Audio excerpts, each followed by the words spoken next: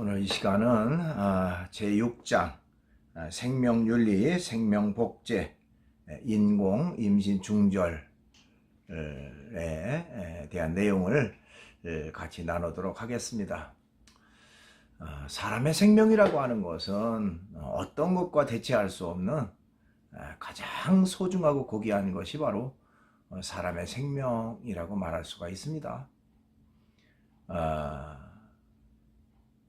사람의 생명보다 더 소중한 게 있을까요?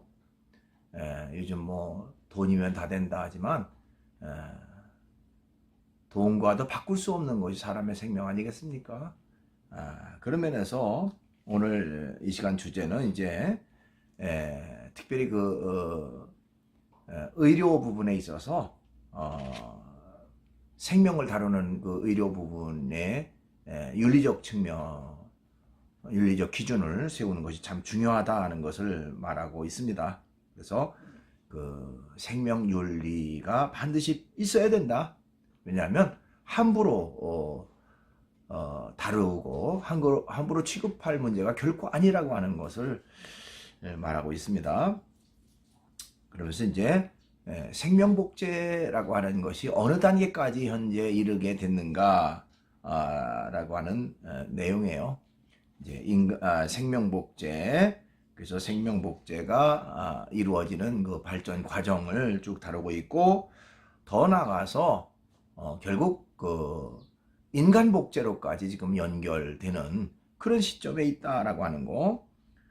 인간복제가 현실화된다면 거기에 따르는 그런 어떤 윤리적 문제는 더 크게 다가오는데, 그것을 어떻게 할 것인가 하는 그런 내용들.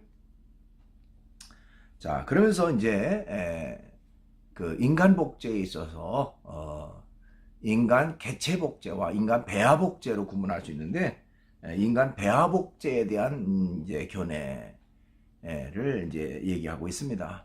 그래서 인간 그 배아는 배아 단계 그에서 그 줄기세포라고 하는 것을 추출해서 그 줄기세포를 증식시켜 가지고 불치병 환자들을 치료하는 데 활용할 수 있지 않겠는가 하는 이제 그런 내용을 담고 있고요. 그렇지만 중요한 것은 그럼에도 불구하고 함부로 다룰 문제가 아니고 함부로 선택할 문제가 아니다. 그만큼 인간의 생명을 다루는 문제고, 또 그것을 활용하는 문제이기 때문에 그렇다라고 하는 것을 말하고 있습니다. 이어서 이제 인공 임신 중절, 소위 우리가 낙태라고 하는 그런 것을 보는 그 다양한 관점들, 찬성하는 입장, 반대하는 입장, 또 우리나라 현재 법체계 안에서 이 인공 임신 중절을 어떻게 말하고 있는가, 이제 그런 내용들 쭉 이어지면서 결론적으로는 이제 생명의 존엄성, 그것은 어떤 것과도 대체할 수 없는 그런 소중한 것이기 때문에 그야말로 신중하게 접근해야 된다라고 하는 것을 말하고 있습니다. 그렇지 않으면 결국에는 인간 스스로 존엄성을 해치게 되고 결과적으로는 인류 파멸을 가져오는 그런 결과가 되기 때문이라고 얘기하고 있습니다. 그러면 PPT로 수업을 계속 이어가도록 하겠습니다. 제6장 생명윤리, 생명복제, 인공 임신 중절에 대한 내용을 같이 나누도록 하겠습니다. 인간의 생명이라고 하는 것은 어떤 것과 비교할 수 없는 가장 고귀한 것이라고 말할 수가 있습니다. 그런 면에서 인간의 생명을 논할 때 가장 엄격한 그 윤리적 잣대가 있어야 된다라고 하는 것이죠. 아무렇게나 함부로 다룰 문제가 결코 아니라고 하는 것을 우리가 생각할 수가 있습니다. 이 시간 이제 여러 가지 그 생명 복제 문제라든지 또 인공 임신 중절에 대한 문제를 통해서 생명을 다루는 문제에 있어서 과연 어디까지 허용이 가능할 것인가, 또 거기에 따르는 윤리적 문제점은 무엇인가, 뭐 이런 것들을 살펴보려고 합니다. 자, 우선 이제 제일 첫 번째 보니까요, 생명윤리의 필요성이 나옵니다. 그 앞부분에 잠깐 보면요, 21세기 의료 과학 기술은 그 어느 때보다 더 빠르게 그리고 초고도로 발전하고 있다, 이렇게 전제를 합니다. 그렇죠. 그야말로 초스피드 시대를 지금 우리가 살아가고 있습니다. 하루가 다르게 모든 과학 문명이 발전하고 있죠. 뭐 의료기술도 마찬가지고요. 급속도로 발전하는 그런 세상을 지금 살아가고 있습니다.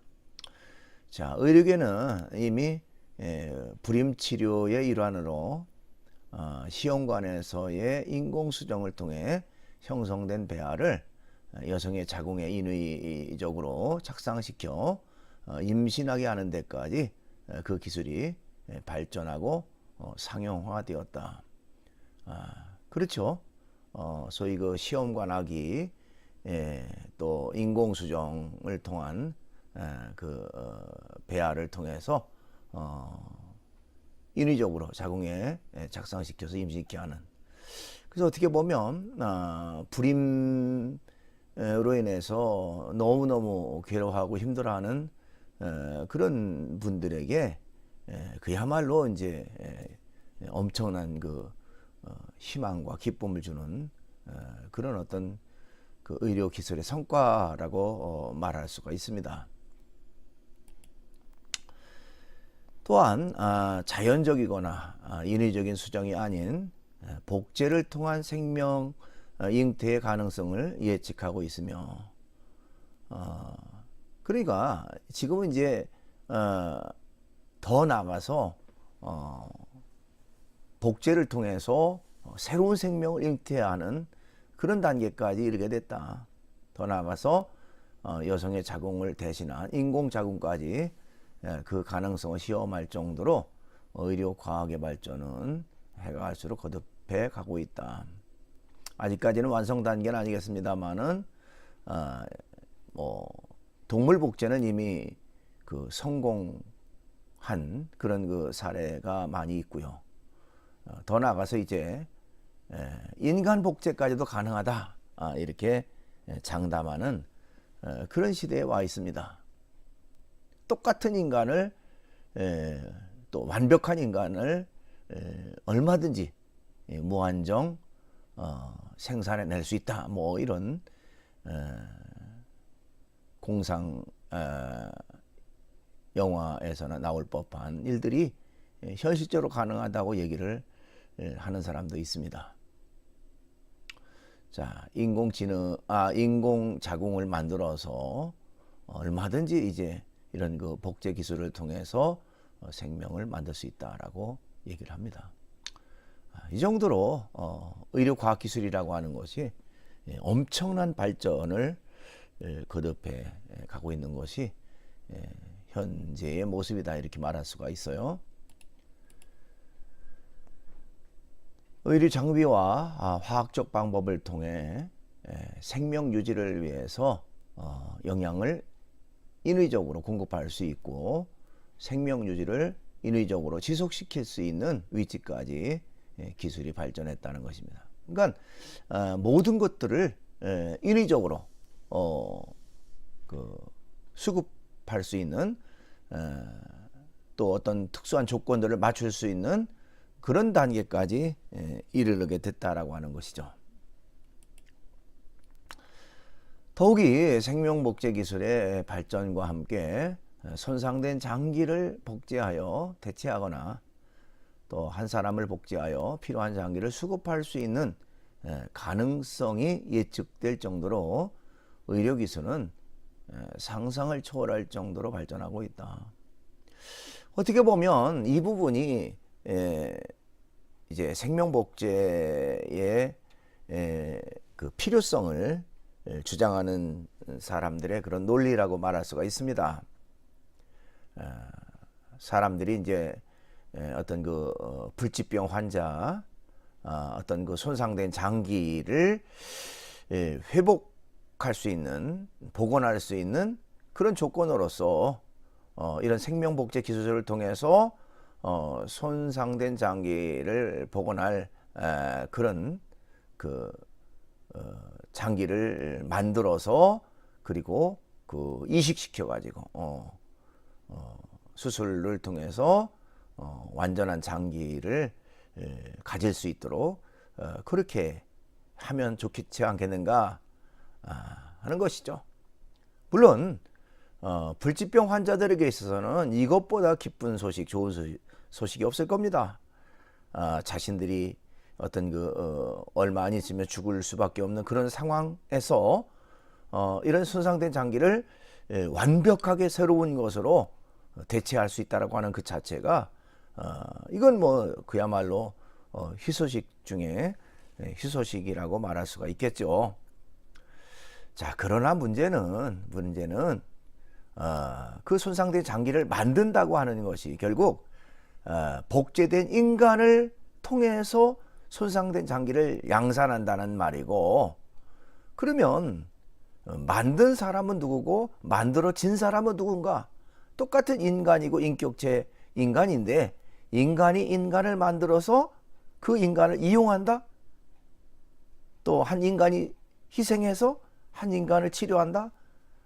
이것은 결코 합당한 그런 일이 아닙니다. 예, 그렇죠? 그러나 생명의 가치와 의미를 지키기 위해 시작된 의료과학의 발전은 오히려 그 의미와 가치를 손상시킬 수가 있다는 것이죠. 그렇죠? 본래 의미는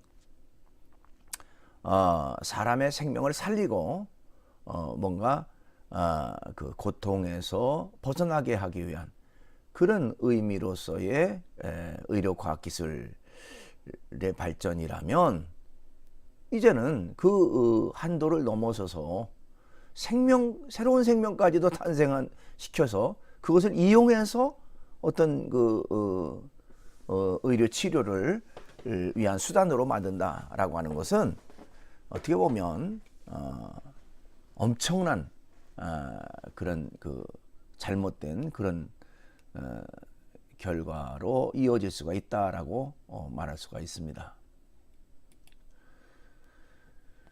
자, 두 번째 이제 생명복제는 현실인가 상상인가 하는 내용입니다. 여러분 교재에 거기 그 106쪽의 윗부분에 보면 아니죠. 105쪽의 그 중간 부분에 보면 2005년에 만들어진 영화 하나를 소개하고 있습니다. 2005년 인간 복제를 소재로 한 영화 더 아일랜드가 개봉됐습니다. 뭐 저는 이 영화를 보지 못했습니다만은 여러분 교재에 나와 있는 내용을 잠깐 그 소개를 하면요. 이 영화의 주요 등장 인물은 링컨 6 에코라고 하는 사람과 조던 2 델타라는 사람인데요. 이 에코와 델타는 건강을 모든 면에서 완벽하게 관리해주고 삶을 위한 모든 시스템을 정확하게 통제해주는 독립된 공간에서 살고 있습니다. 그러니까 지구가 종말해도 이 통제된 시스템 안에서 자신들만 유일하게 생존하고 있다고 믿으며 환경에 순응하며 살고 있습니다. 그들은 추첨을 통해 인간이 살 수 있는 유일한 희망의 땅 아일랜드에 갈 수 있다고 믿고 있었습니다. 그러나 에코와 델타는 자신들이 복제된 인간들이며 누군가에게 장기를 제공하고 희생될 상품이라는 것을 알게 되면서 통제된 시스템에서 탈출을 계획하고 감행하게 됩니다. 어떻게 보면 이제 공상과학영화 전형적인 그런 내용이라고 말할 수도 있는데요. 그러면서 이제 이 영화는 인간의 복제가 가능하다면 과연 그 복제는 무엇을 위한 복제인가?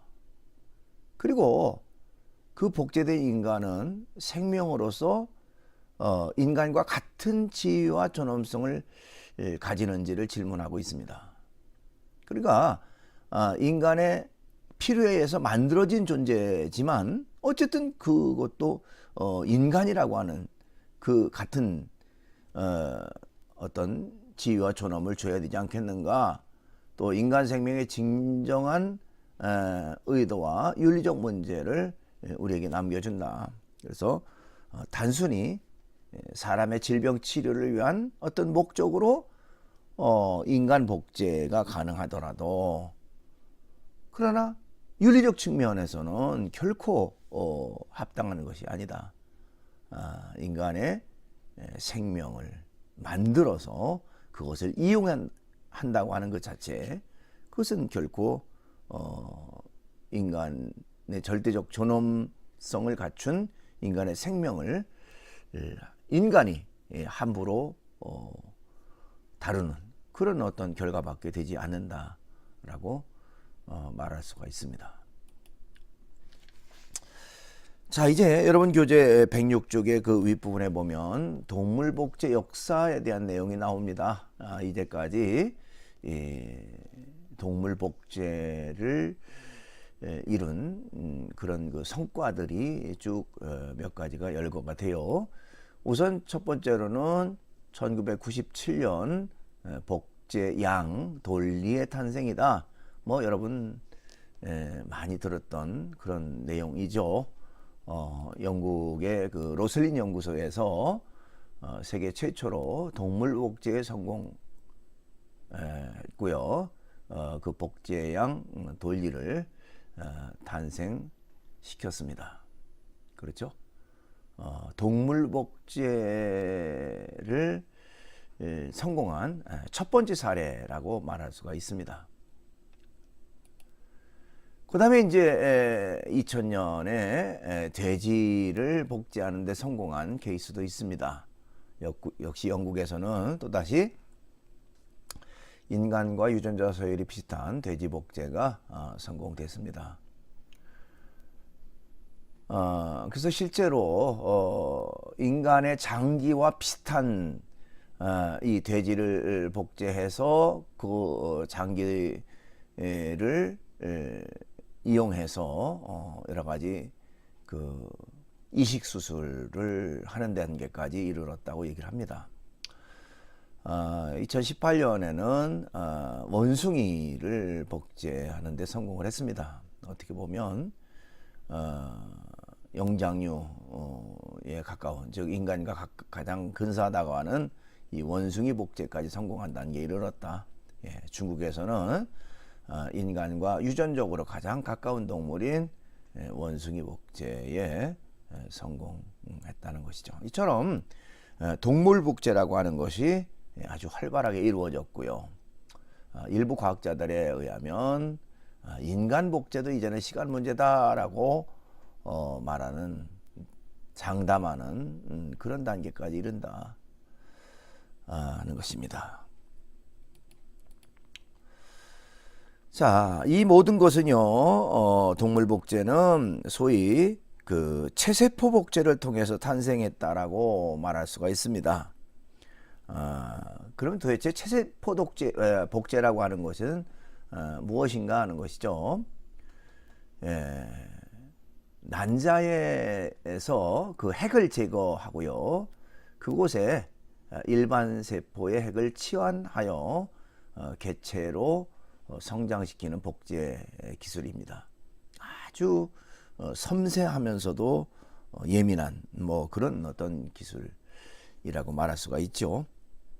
그래서 난자에서 핵을 제거하고 그곳에 일반 세포의 핵을 치환한다. 치환이라고 하는 것은 바꿔치기 한다, 뭐 쉽게 그런 의미예요. 그래서 하나의 그 개체로 성장시키는. 그러니까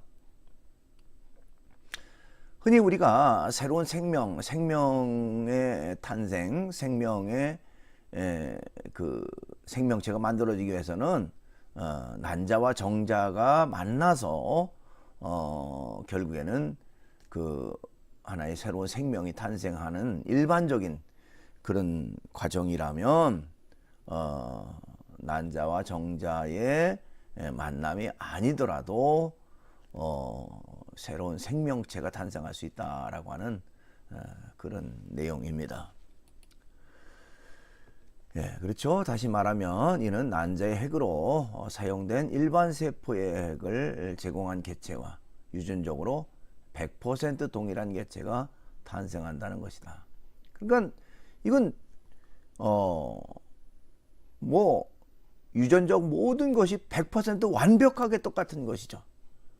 그러니까 일반 세포를 난자의 핵에다가 일반 세포의 핵을 난자의 핵을 제거하고 그 속에 이식시켜서 결국에는 유전적으로 100% 똑같은 그런 어떤 개체를 탄생하는 그런 결과가 되어진다고 하는 것입니다. 자, 그러면 도대체 인간 복제를 한다고 할 때에 인간 복제의 문제점은 어떤 것이 있을까 하는 것입니다. 우선 첫째로는 대리모 설정의 윤리적 문제라고 말할 수가 있습니다. 예, 복제 기술은 탄생의 과정까지 임신 기간을 거쳐야 하는 대리모가 필요합니다. 자, 이 과정에서 대리모는 인위적 출산을 위한 도구로 자라갈 수 있게 된다는 것이죠.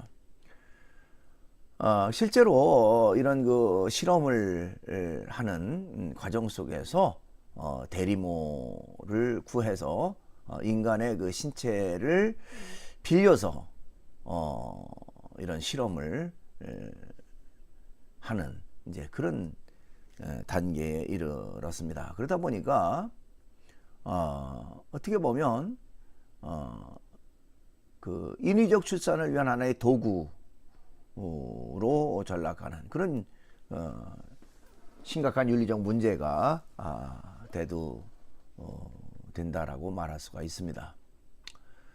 그 다음에 두 번째로는 복제된 개체의 유전적이거나 물리적 부작용이 나타날 경우 사산 또는 폐기해야 하는 문제가 야기됩니다.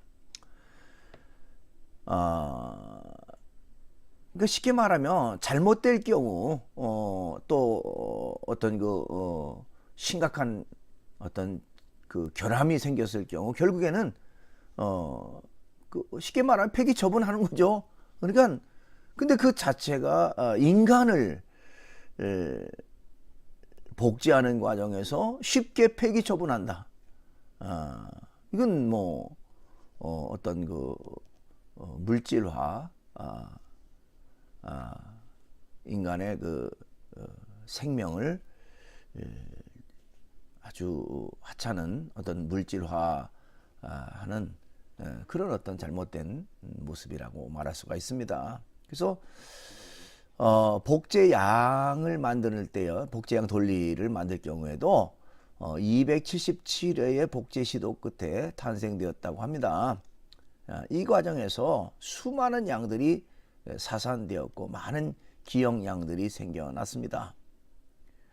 하물며 인간을 복제하는 데는 이건 이루 상상할 수 없을 정도의 많은 그 시행착오가 있을 수밖에 없는 것이고, 과연 그런 시행착오 끝에 그가 겪어진다면 인간의 생명, 만들어진 생명, 그 생명의 존엄은 과연 어디로 가는 것이냐 하는 것이죠. 또 실제로 많은 그 과학자들이 시도를 했지만 인간을 성공하지 못하는 것은 인간은 그만큼 더 완전하고 세밀하고 정밀하기 때문에 인간의 어떤 그 기술로 능력으로 불가능하다 이렇게까지 말하는 분들도 있습니다. 그렇다면 그 과정 속에서 이루어지는 수없이 많은 이런 그 소위 좀 사산되거나 폐기되는 그런 것들을 어떻게 할 것인가, 그 문제를, 그런 얘기죠. 자, 인간 복제의 경우 이러한 위험성과 부작용을 통제할 만한 충분한 기술력이 뒷받침되지 않았습니다. 그렇죠? 무엇이 이런 엄청난 위험성과 부작용을 제어하고 통제합니까? 참 마치 그 폭주 기관차처럼 제어하고 통제할 능력이 없다면 결국에는 이제 파멸로 이어질 수밖에 없는, 그야말로 인간 스스로 파멸의 길 가는 그런 일이 아닐 수가 없어요.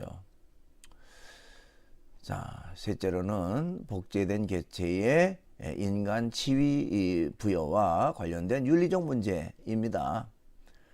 자, 무엇을 인간으로서 인정하는 조건인가에 대한 기준 제시가 필요합니다. 그러니까 우리가 인간 복제를 할 때에 인간을 과연 인간의 지위로 부여할 것인가 말 것인가. 그리고 지위를 인정한다면 과연 어떤 조건이 있어야만 인간으로서 조건에 해당되는가. 뭐 이런 것들에 대한 제시가 필요하죠.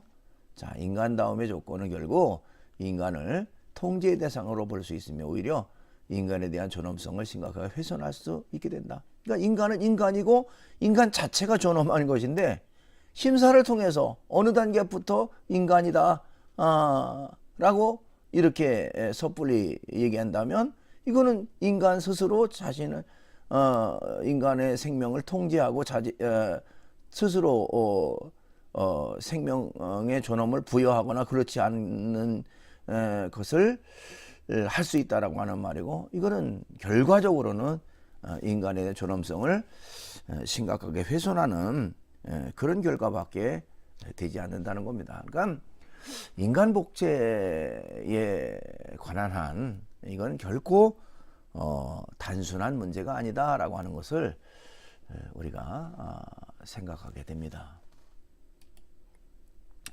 자, 네 번째로 인간 배아 복제에 대한 견해입니다. 자, 인간 복제는 크게 이제 인간 배아 복제와 인간 개체 복제로 이렇게 나누게 되는데요. 요 이전에 이제 문제점을 제시했던 것은 주로 인간 개체 복제에 대한 그런 어떤 그 문제점이라면, 이제 이 배아 복제에 대한 부분을 좀 우리가 알 필요가 있습니다. 자, 배아 복제에서 인간 배아라고 하는 배아 복제라고 하는 말이 무슨 말인가 하는 것부터 좀 알 필요가 있어요. 자, 정상적으로 임신된 수정란 초기 상태인 배아단 상태에서 배아를 죽인다, 좀 표현이 그렇습니다만은 추출한 줄기세포를 배양하여 장기나 신체 조직을 복제하는 것을 말합니다. 일반적으로 배아 단계는 그 임신 후에 그 8주 이내를 배아 단계라고 얘기를 하는데요. 이때에 모든 장기는 소위 그 줄기세포라고 하는 것 속에 이제 포함되어 있다고 그래요.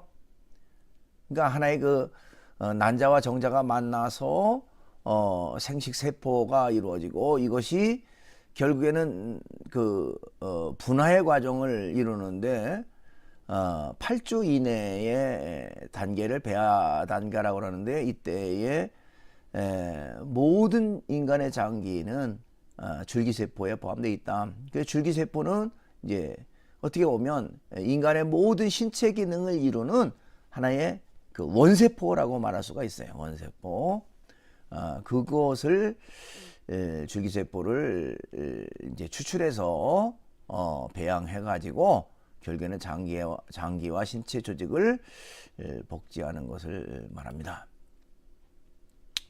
자, 인간 배아 복제는 체세포 복제보다 기술적으로나 윤리적으로 실현 가능성이 상대적으로 높아 주목받고 있습니다. 그러니까 줄기세포를 추출해서요, 아까 나왔습니다만은 인간과 어떤 그 유전적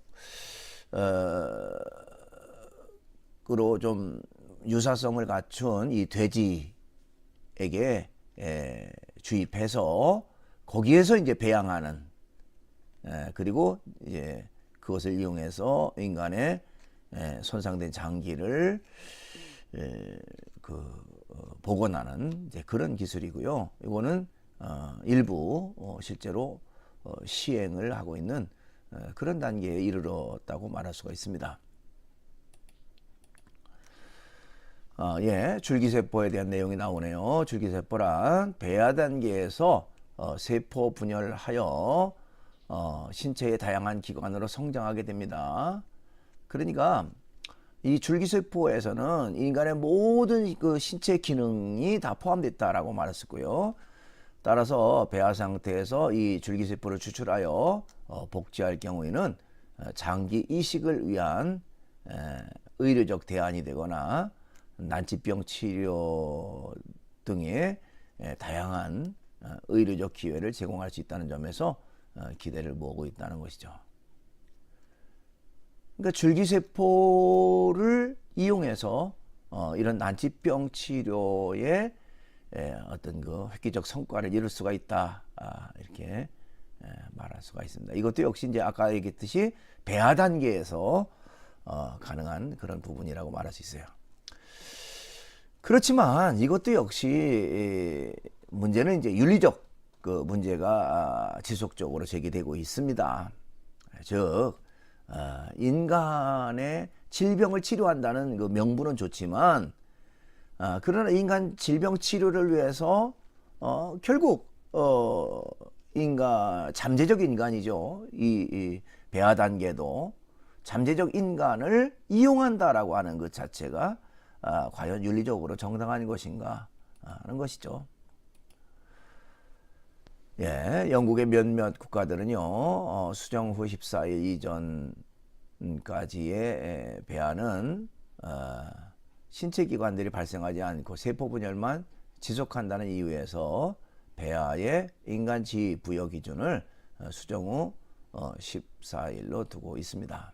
그러니까 2주 정도 이후에는 이제 인간으로서의 그런 어떤 그 과정을 갖춘다면 그 이전까지는 단순한 세포 분열만 이루어지기 때문에 그것을 인간의 지위라고 보기는 어렵지 않은가. 그래서 그때에 그 배아 단계에서 결국 줄기세포를 얼마든지 추출할 수 있지 않겠는가, 뭐 이런 명분입니다. 자, 의료적 혜택의 다양성과 경제적 이익에도 불구하고 인간 배아 복제가 합법화될 경우 이를 악용하여 다양한 생명 경시 풍조를 낳게 될 것이라 우려가 있다. 그렇죠? 역시 인간을 다루는 문제입니다. 인간의 생명을 다루는 문제고 그것을 이용하는 문제예요. 그렇기 때문에 섣불리 쉽게 판단할 문제가 결코 아니라고 하는 것이고, 이것을 쉽게 판단해서 허용한다면 결국에는 무분별한 그런 어떤 인간을 이용한 여러 가지 그 기술들을 만들게 되고, 결국에는 뭐 아까도 얘기했지만 인간 스스로 파멸하는 그런 결과에 이를 수도 있는 그런 위험성을 가지고 있다, 이렇게 말할 수도 있습니다. 이게 참 무서운 일이죠. 그렇습니다. 이것은 이제 여러분 교재에 나와 있지 않습니다만은 여러분들이 좀 알았으면 좋겠어서 정리를 해봤습니다. 태아와 인권에 대한 세 가지 견해가 있다. 즉 쉽게 말하면 태아의 어느 시점부터 인격체로 볼 것인가 하는 것이죠. 이것에 의해서 다양한 논의로 이어질 수가 있습니다. 예, 그렇죠. 태아의 어느 시점부터 인격체로 존중받아야 하나에 대한 세 가지 견해가 있다. 우선은 정자와 난자가 만나 수정되는 순간부터 인격체로 존중받아야 된다는 견해입니다. 그러니까 수태되는 순간부터 잠재적 인간으로서의 인격체로 존중받아야 된다 하는 문제. 두 번째 견해는 인간의 골격 구조가 완전히 형성되는 대략 3개월 이후부터 인격체로 존중받아야 된다 하는 견해가 있습니다. 그렇죠? 인간의 그 모습이 갖춰지는 시기를 인격체로 존중받는 그런 시점으로 봐야 된다. 또 세 번째 견해는 아니다. 세상에 태어나는 순간부터 인격체로 봐야지 태아는 인격체로 볼 수가 없다. 이런 견해입니다. 이런 견해에 따라서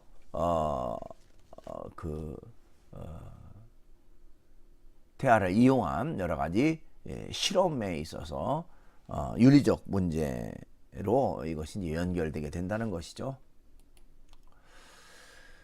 예, 이제 큰 다섯 번째 보니까요, 인공 임신 중절, 우리가 그것을 낙태라고 말하는데요. 그것을 보는 다양한 관점들, 그런 내용이 나옵니다. 자, 낙태의 찬성과 반대, 우리나라에서도 굉장히 이슈화되고 또 한때 굉장히 논란이 많았던 그런 부분이기도 하죠. 낙태에 대한 찬성과 반대의 다양한 논쟁점이 있습니다. 생명의 가치와 존엄을 지켜야 한다는 낙태를 반대하는 입장들이 있죠. 아동을 양육해야 하는 책임과 경제적 중압감으로 인한 낙태를 찬성하는 입장. 그러니까 낙태 반대는 어떤 경우에든지 생명을 인위적으로 종결시킬 수가 없다. 생명은 소중한 것이고 인간의 더군다나 인간의 생명이라고 하는 걸 인간 스스로 제거하는 그런 일이 과연 윤리적으로 합당한가 하는 것이고 또 낙태를 찬성하는 입장에서는 원치 않는 임신에 의한 그런 원치 않는 임신을 통해 임신을 했는데 그것을 낙태를 할 수 없다라고 해서 억지로 낳아야 되는가? 뭐 이런 논리를 내세우고 있습니다. 또 이제 장애 아동에 대한 사회적 책임을 포함한 제도와 지원 등 다양한 논의로 확대가 되어진다. 그러니까 낙태를 반대한다면 결국에는 장애아를 만약에 출산할 경우에 그들을 지원할 수 있는 그런 것들이 또 사회적 보장 제도가 완벽하게 이루어져야 되지 않겠는가. 뭐 이런 문제. 그건 이제 낙태를 그렇기 때문에 이제 이런 장애가 예상될 경우에 낙태를 허용하지 않는다면 이제 이런 문제가 또 이런 문제로까지 연결돼야 된다. 뭐 이런 내용을 말하고 있는 것이죠. 그다음에 임신과 출산, 양육은 여성만의 문제인가 하는 것입니다. 자, 생명의 존엄성과 그 가치를 지키기 위해서는 책임 있는 행동과 사회적 제도가 모두 필요하죠. 그러니까 어떤 일에는 항상 책임이라고 하는 것이 따라야 됩니다. 그러니까 우리가 뭐 인간을 책임적 존재, 책임적 인간 이런 얘기를 많이 하는데요. 자기 스스로 자기의 행동에 대한 책임을 지는 건 당연한 것인데 그렇지 못하다면 그건 뭐 큰 심각한 문제로 연결되는 것이죠.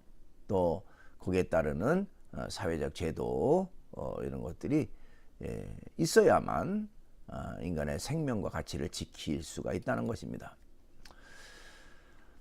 여러분 교재에 거기 모자보건법에 대한 내용이 나와요. 그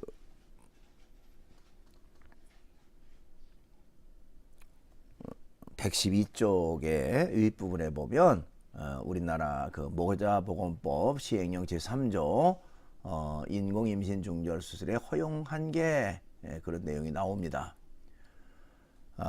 그 내용을 잠깐 보면요, 본인 또는 배우자가 대통령령이 정하는 우생학적 또는 유전학적 정신장애나 신체 질환이 있는 경우, 그러니까 심각한 어떤 신체 질환이 명백한 경우에 결국 임신 중절을 허용해야 되지 않겠는가. 자, 본인 또는 배우자가 대통령령이 정하는 전염성 질환이 있는 경우, 우생학적 적응 사유, 또 강간 또는 준강간에 의하여 임신된 경우, 윤리적 적응 사유. 자, 법률상 혼인할 수 없는 혈족 또는 근친 간에 임신된 경우, 윤리적 적응 사유. 또 임신을 지속하는 것이 보건의학적 이유로 모체의 건강을 심히 해하고 있거나 해할 우려가 있는 경우, 보건의학적 적응 사유. 그러니까 임산부의 건강을 심각하게 해칠 수 있는 그런 사유가 있을 때 이런 낙태를 허용해야 될 수밖에 없다라고 하는 것이죠. 그런 현재의 그 법적 체계를 우리나라는 갖추고 있습니다. 자, 더 이제 우리나라 얘기를 조금 더 하면요, 최근이죠. 2019년 4월 11일 날 그 헌법재판소에 이 낙태에 대한 헌법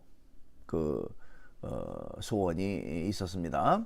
그래서 거기에서 낙태죄는 헌법 불합치하다 라고 하는 선고를 했어요. 자, 현행 인공 임신 중절을 불법으로 규정한 일명 낙태죄에 대해서 수정할 것을 권고한 것입니다. 그러니까 이전까지는 그것이 합헌이라고 이렇게 이제 판결을 했는데 이제 낙태죄를 불합치하다, 그것은 좀 수정할 필요가 있다라고 하는 것을 얘기를 했습니다. 그래서 이 헌법재판소의 결정은 일방적으로 여성에게만 낙태의 책임을 묻고 있음에 문제를 제기하고요, 이로 인한 부작용을 최소화하는 것을 근본적 취지로 두고 있습니다. 그러니까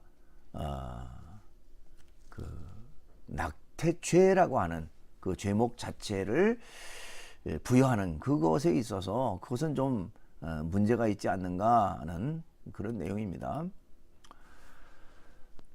이것도 역시 이제 여러분 교재는 없지만 여러분들이 좀 알았으면 좋겠어서 잠깐 정리를 해봤습니다. 자, 임신 중절에 대한 세 가지 견해가 있는데요. 아까 앞부분에서 인간을 어느 시점부터 인간으로 볼 것인가, 인격체로 볼 것인가 하는 그런 내용이 있었죠. 그래서 이제 정자와 난자가 만나서 그 결합되는 순간을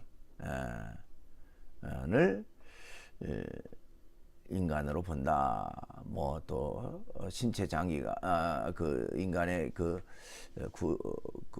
외형적 인간이 만들어지는 조건인 대략 3개월 이후부터 인간으로 본다. 또 태어나는 순간부터 인간으로 본다. 이런 그 세 가지 견해가 있었죠. 이제 그것에 따라서 임신 중절에 대한 세 가지 견해도 이렇게 달라지게 됩니다. 우선 낙태 절대 불가 입장을 주장하는 사람들이 있습니다.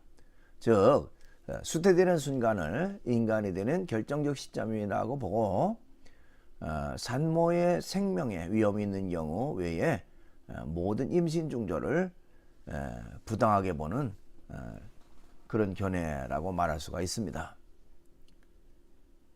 그러니까 수태되는 순간 인간인데 인간이 어떻게 인간 스스로 생명을 종결시킬 수가 있는가?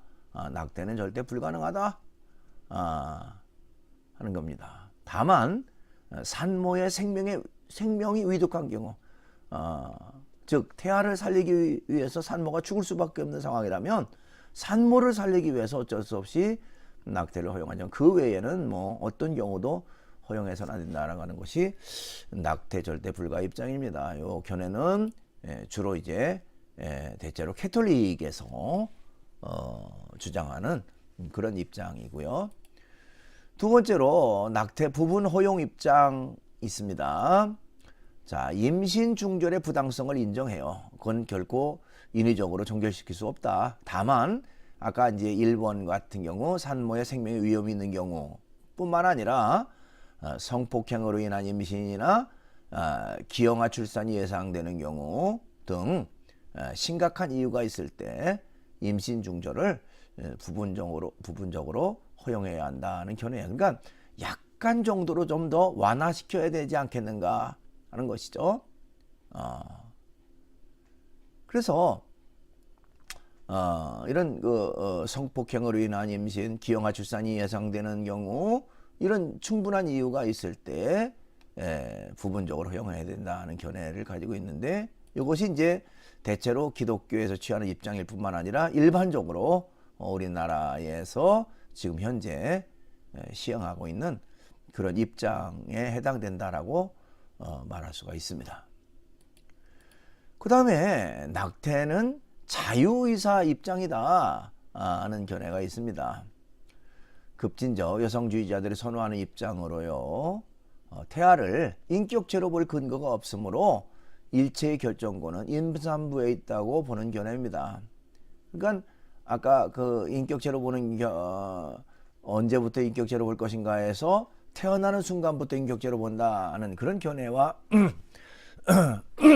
맥을 같이 하는 그런 내용입니다. 그러니까 그전에는 인격체가 아니다. 그렇기 때문에 그 아이를 잉태하고 있는 산모의 결정에 의해서 산모가 아이를 낳고 싶으면 낳고 또 임시 중절을 하고 싶으면 임시 중절하고 이 산모의 절대적 결정권에 의해서 이루어진다 하는 견해입니다. 주로 이제 급진적 여성주의자들 또 여성 인권을 옹호하는 단체에서 이제 주장하는 그런 입장이라고 말할 수가 있습니다. 이제 생명의 존엄성을 지키기 위한 실천적 참여입니다. 생명 그 자체를 지키기 위한 노력을 위해서 어떻게 해야 될 것인가 하는 것이죠. 생명을 통계적 가치로 다루려는 시도를 경계해야 된다. 사람의 생명을 어떤 통계를 위한 하나의 수단으로 이용해서는 안 된다는 겁니다. 자, 생명을 경제적 가치로 다루려는 시도를 경계해야 된다. 경제적인 이익을 위해서 사람의 생명을 이용할 수 없다는 것이죠. 자, 생명을 기능적 가치로 다루려는 시도를 경계해야 된다. 어떤 특수한 목적을 위한 그런 것들도 결코 바람직하지 않다라는 것이죠. 더 나아가서 생명을 다른 생명의 그 보조 수단으로 또 수단이나 대체 수단 또는 회피 수단으로 여기려는 시도를 경계해야 된다. 사람의 생명을 다른 것의 그 보조 수단, 대체 수단, 회피 수단 이런 걸로 결코 연결시켜서는 안 된다라는 것이죠. 더 나아가서 생명의 잠재성과 기능을 과학이나 의학을 통해 재단하려고 하는 시도를 경계해야 된다. 그러니까 사람의 생명을 가지고 이제 어떤 실험 같은 거를 활용하는 이제 섣불리 그런데 이용하는 그런 이용물로 만들 수는 없다는 것이죠. 그러니까 이런 전체적인 내용을 통해서 보면 인간의 생명이라고 하는 것은 어떤 것보다도 소중하고 어떤 것보다도 고귀하다라고 하는 것을 얘기하고 있습니다. 그렇기 때문에 함부로 다루고 함부로 이용하고 함부로 활용하고 함부로 그 사람의 생명을 통해서 어떤 결과물을 얻으려고 하는 그런 일이 있어서는 결코 안 된다라고 하는 것을 말하고 있습니다.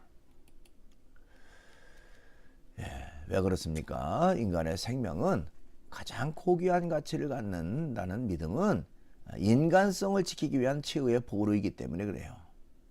그러니까 인간이 인간 스스로를 지켜야 되는 것인데 인간 스스로 인간의 가치를 허물어 버린다. 인간 스스로 인간의 그 생명의 고귀함을 이렇게 아무렇게나 이용한다라고 하는 건 그건 인간 스스로를 허무는 결과가 되어지는 것이죠. 그 때문에 인간성을 지키기 위한 최후의 보루, 그것은 바로 인간의 그 생명은 가장 고귀한 가치다.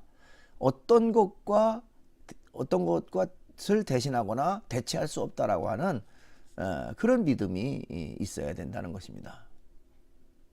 그래서 이전에 우리가 인간 그 생명을 이용해서 아까 그 줄기세포를 추출해서 그것을 배양해 가지고 여러 가지 불치병이나 난치병 환자들을 치료하고 하는 좋은 목적, 얼마나 의도가 좋습니까? 그렇죠? 불치병 환자들 또 그것 때문에 죽음을 기다릴 수밖에 없는 그런 불치병 환자들에게 그것처럼 희소식이 어디 있겠어요?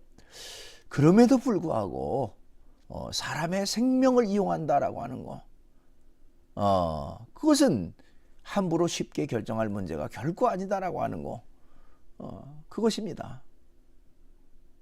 그러니까 아무리 좋은 목적을 위해서라고 하더라도 그것을 이용할 대상이 과연 무엇인가라고 하는 분별이 있어야 되는데 그 분별 없이 좋은 수단이라 그래, 좋은 목적이라 그래서 함부로 이용할 수는 없다는 것입니다. 그렇다면 그게 비학적으로 점점 더 그 비학적이 된다면, 예를 들면 아주 고위직이나 뭐 부자나 뭐 이런 사람들이 자기의 장기, 손상된 장기를 회복하기 위해서 치료하기 위해서 어떤 사람을 납치해서 그 사람을 이용해서 그것을 활용하는 뭐 이런 데까지, 이건 상상할 수조차 없는 그런 일로까지 연결될 수도 있는 그런 그 무서운 결과가 되어진다는 것입니다. 때문에 인간 생명은 인간이 지켜야 되는 것이고 또 그 존엄성은 어떤 것과 대체할 수 없다라고 하는 것이죠. 자, 이 원리가 무너지면 결국 인간의 가치는 상대화되고 인간의 그 어떤 존엄성도 결국 상실되는 그런 결과밖에 되지 않는다라고 하는 것을 말할 수가 있습니다. 가 되겠지만 인간은 인간 스스로를 지켜야 되고 또 그렇게 할 때에 인간 생명의 소중함과 가치가 보존되는 것인데, 인간 스스로 인간 생명을 이용하고 활용한다면 결국 인간 스스로 인간 생명을 함부로 다루는 결과가 되고 그것은 인간의 가치가 상대화될 수밖에 없고 결국 존엄성도 상실되는 그런 결과밖에 되지 않는다라고 말할 수가 있습니다. 그래서 오늘 이제 전체적인 내용, 그 임신 중절이라든지 또 생명복제, 거기에 따르는 여러 가지 그 윤리적 문제, 이런 것들을 살펴봤습니다. 오늘은 이렇게 강의를 마치도록 하겠습니다. 수고 많았습니다.